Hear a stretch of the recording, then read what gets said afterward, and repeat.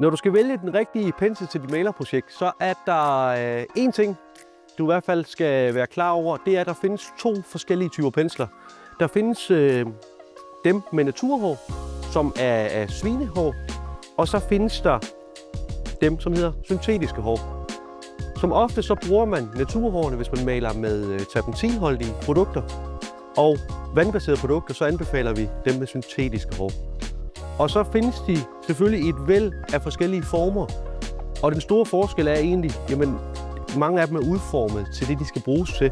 Så for eksempel en sprossepensel vil være rigtig god, når man skal male sprosser på et vindue.